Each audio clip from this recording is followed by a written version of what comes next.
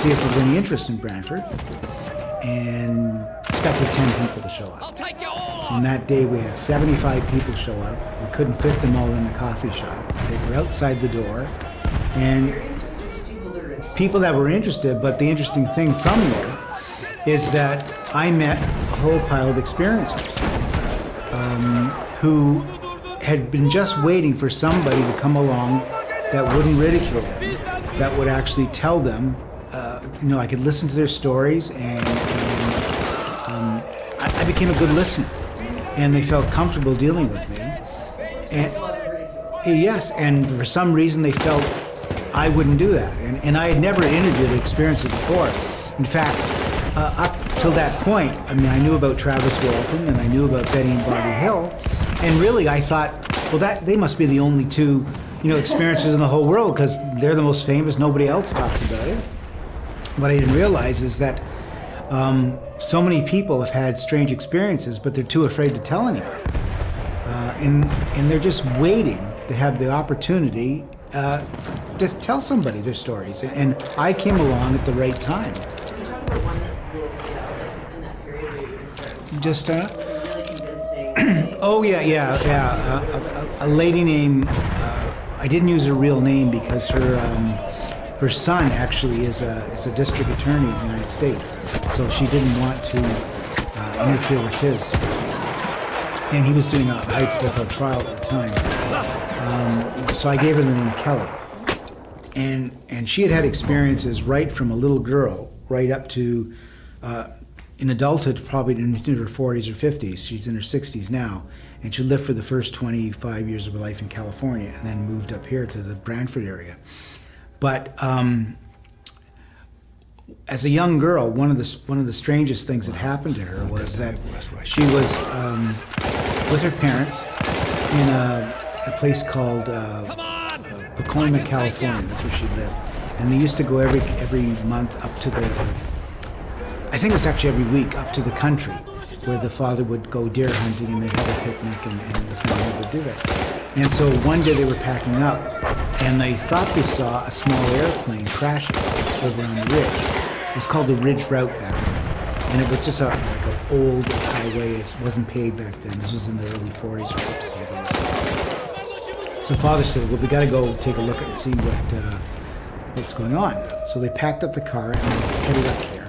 And as they got to the place where the plane was supposed to have crashed, suddenly Kelly realized that everybody in her car was asleep.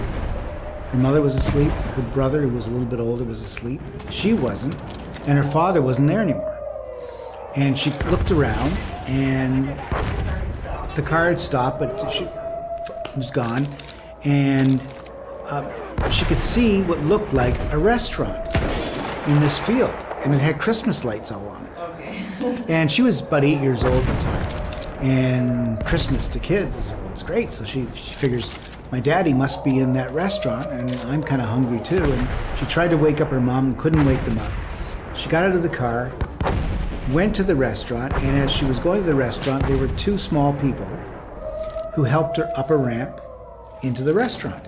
Of course, when she got into the restaurant, it wasn't a restaurant. It was the inside of a saucer.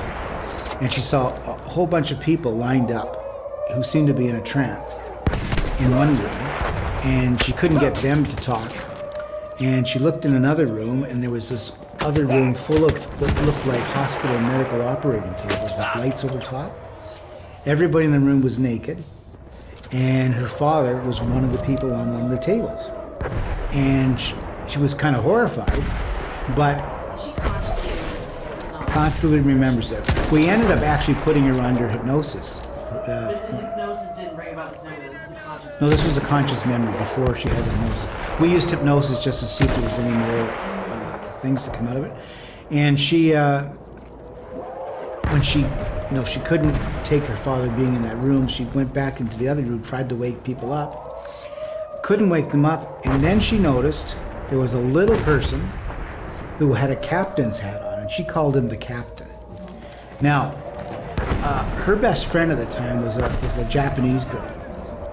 And when she looked at the captain, he had strange looking eyes. She thought she was looking at a real Japanese person. When she describes it, though, it's more of a saucer eyes, but he was very tiny. And but in her mind, it was a Japanese person. But she didn't feel uncomfortable. She didn't feel scared. And she had a telepathic communication with this, who she calls the little captain.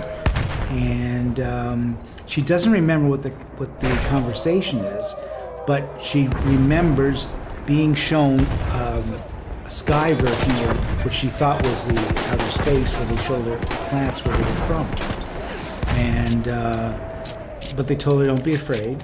We're not going to harm you. And the next thing she knows, she's back in the car. Oh yeah, she's back in the car, and they're driving towards Los Angeles, but it's now much darker, and nobody's saying anything in the car. At one point, the father says, "How did it get dark so soon?" But they don't talk about it. And in fact, the father never talked about it. Nobody in the family ever talked about it. She didn't say anything, but she has had other ones since then. But about, I think it was 10 years ago now, her brother was dying, and she went and visited him in the hospital the day he was almost dying, and he hadn't said anything for that week. And she asked him, I forget his name, she said, "Do you remember that day on the ridge route? Do you remember anything strange happening about seeing a house with Christmas tree lights?" And he shot up in bed, and he said, "I don't remember that, but I remember the ambulance." And it just, he knew something had happened. But the strange thing is, I think in a lot of experiencers, whoever is doing this is able to create scenarios that put people at ease. Because I've had 4 or 5 people all tell me that their situations happen in a Christmas setting. I've had people tell me they saw Christmas trees coming across the lake, and they thought that was really strange. You know, it's Christmas trees. Yeah. Oh yeah. And Kelly, probably a year later, she's at home. She's visiting her Japanese friend down the street again, and she's done this every day. And on the way home, it's her birthday that day. And on her way home, there's a vacant lot she passes every day. And suddenly, in this vacant lot, there's a house. And it's a house again that has lights on it, like Christmas tree lights. And she's amazed. There's the house. Where did this house come from? And she has this overwhelming desire to go into this house. And she goes in the house, and of course, when she gets in the house, it's not a house again. This time, it's a more elaborate saucer inside. And there are walls filled with what she thinks are fish tanks from a distance. Very small, but there's all kinds of mini walls. And there's a big giant tank that's got green liquid in it too. And as she's standing there, suddenly she sees a being come towards her in a white lab coat. And when she was telling me this, she didn't want me to think she was crazy. But I said, "Well, what did this being look like?" And she said, "Well, the only thing I can describe is that it looked like an insect." And right then and there, I knew she was talking about a mantis. And she said, but there was no fear. There was just this incredible, overwhelming feeling of love coming from this insect. And at the time, I didn't know it, but I have talked to many people since then who have had experiences with mantids, and that's the one common denominator, that there's an overwhelming feeling of love. Not fear, not anything. It's just that there is some connection there, that we know each other. And she had this connection that she knew, and she called it the doctor, because it looked like a doctor. And she had this feeling that they knew each other in some other capacity. She's still a little girl, so she doesn't know. But the doctor tells her that, don't be afraid. You have a purpose here. We're just going to have a nice chat, basically. And they start talking about birthdays, and she says, "It's my birthday today. How how old are you? And the creature says, well, I'm very old. And she doesn't get the answer, but the next thing she knows, she's lying on the table. And the mantid is coming closer and tells her, don't worry, everything's going to be okay. And she trusts her implicitly. But as she's sitting there, she notices what she thought was fish tanks. She can actually see what she described to me as being human, like babies, fetuses, all along the floor. She gets a little scared, but again, telepathic communication makes her feel she's okay. And at some point, Kelly is told to get into the big tank too. And Kelly nearly died when she was even younger and in swimming. And, so she's definitely afraid of water. But for some reason, she does exactly what this creature says, and she has no fear. She goes in the water, she opens her mouth, and she can actually breathe. And she thought that was just incredible. And she's finished the thing, and she leaves the place. She runs home. She's so excited about having met this creature. She enjoyed her time there immensely. It was her birthday. She went out and had her birthday, and the next day she got up, ready to go out and meet them again, and got dressed and ran out the street. And when she got there, it was a vacant lot. And she said it really blew her mind. And when she got older, there were more terrifying things. Almost, she thought she was being haunted because it happened in her bedroom and in an old house in Brantford. But as a child, it was like wasn't scary. It was more an adventure.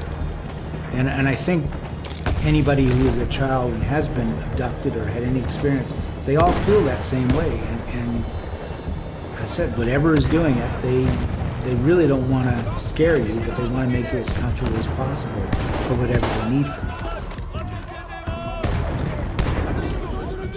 I haven't seen, well, I have seen a picture that is never been on any internet site or anything. It comes from a police file in Montreal that the police acted. Have they?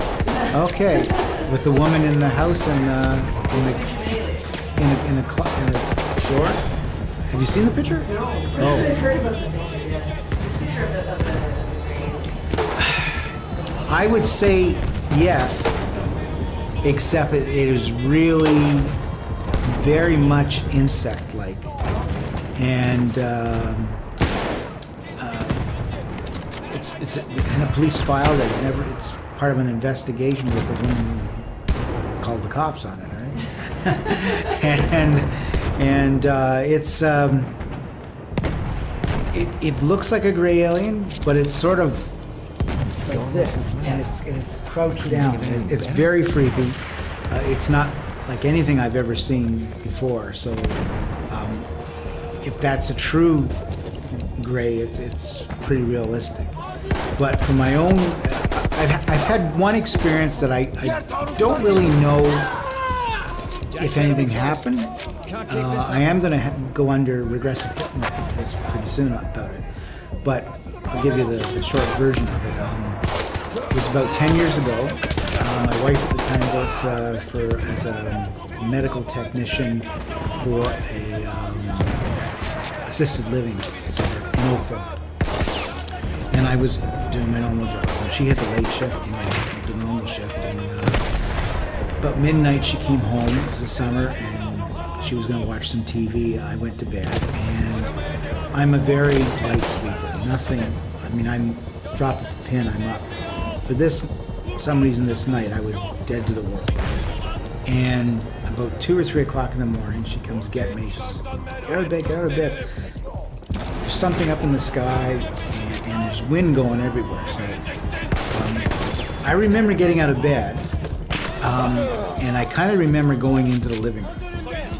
She says she opened the blind and pointed up to the sky, and there was this light shining right through the middle of the clouds, like it was almost like a beam. I don't remember that, but she swears I talked about it. And there was this massive storm around our house, and the garbage cans were flying down the street out the front, and our patio furniture was going crazy in the back. So she went out the front to get the garbage cans. I went out the back to get the patio furniture. Now, I remember doing that, and I remember opening the back door, and when I opened the back door, it seemed to be as bright as day out there. It should have been pitch black, but it was bright as day. I never looked up. I remember grabbing all the stuff and putting it together, but while I'm doing that, I have this sensation that I'm in the middle of a tornado like Dorothy. You know, it's like all around me. I can feel this wind, but it's not cold, it's not hot. It's just everywhere. And at some point, the wind must stop because I've got all the patio furniture where they are. My wife says she came in the backyard, asked me if I needed help. I said no, I don't remember that. But then I do remember turning around, going back in the house, and she said we sat on the couch talking about it for a little bit. I really don't remember that. And then I went to bed. And the next morning when I got up, I thought it was a dream. I thought, this is really weird, but it was so real. So when she came home that day, I said, did we get up in the middle of the night and there was a storm out there? She says, oh yeah, you were out there. We were grabbing all this stuff. And so I knew it wasn't a dream at that point. Went to the neighbor the next day and I said, we had a pretty bad storm last night. They didn't know what I was talking about. And really didn't think much about it for the next decade until I started getting into this. And one night we're talking and my wife says, oh yeah, when I came into the backyard, there was a bluish gray light shining on you. And that's the first time she ever mentioned that to me. And a lot of the people that I've interviewed have all told me that there's this bluish white light, that before they get taken somewhere. So she swears I didn't go anywhere. And I have no recollection of anything happening to me, except I can't explain what happened that night. But I'm hoping to find some answers when I go under. Even if nothing happened, at least I know that, well, I don't need to tell this story anymore. Yeah. If something happened, then, well, we'll have to deal with that when I get to that point.